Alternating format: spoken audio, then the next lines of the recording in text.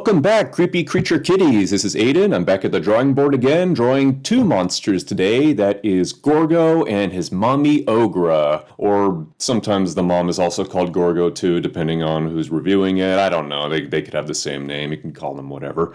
Anyway, Ogra's name is supposedly from an Irish sea serpent, whereas the name Gorgo comes from circus promoter Dorkin, who says that he named it after the mythical Gorgon, because when you see this dinosaur, of course, the very first thing you think of is a woman with snakes in her hair. Yeah, well, whatever. The movie Gorgo, for me, this is a pretty standard monster movie. I just think it's okay. It's not bad at all.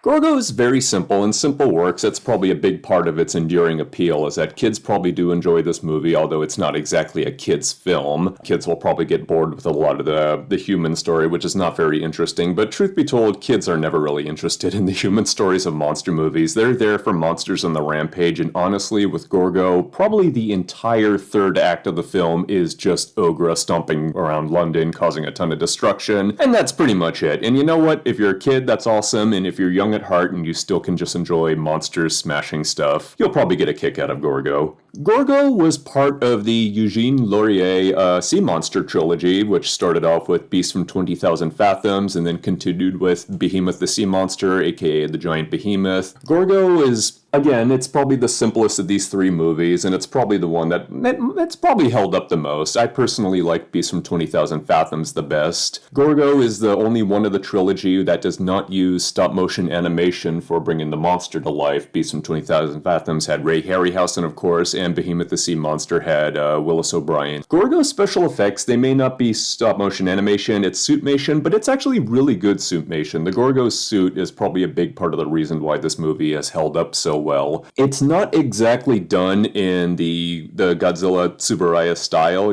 Gorgo probably couldn't exactly cut and paste her into an episode of Ultraman or whatever. It's different styles, and honestly, it's actually a really good suit. I think it holds up really well. Gorgo's design is, again, like the movie itself, simple but appealing. Yeah, the fin ears are pretty cool. Gorgo's legacy after this movie, there were no sequels, but Gorgo did continue on in the Charlton comics series alongside another giant monster, Konga, and these two comic series were done by one of my all-time favorite artists, Steve Ditko. I've talked about Ditko so many times that I don't really need to go too much in detail about that. I don't think Ditko's artwork in the Gorgo and Konga comics are among his very best. That's probably best reserved for his War and Creepy Eerie comics, but honestly, if you like Ditko and you like giant monsters, you're gonna pick these books up anyway. The entire Gorgo and Konga Ditko run were reprinted in large hardcover volumes by Yo Books and IDW. These books are kind of interesting because they also have a side story about Gorgo versus Konga. And before you get your hopes up, no, that was not a movie. That was a promotional double bill that was put out by a theater, and a lot of kids, I can only imagine a lot of kids back in the day showed up at the theater thinking they were going to get a new movie instead, or just sitting through two movies that they had probably seen already, but whatever, they got to see giant monsters on the rampage for a couple of hours, and, that's good enough for them.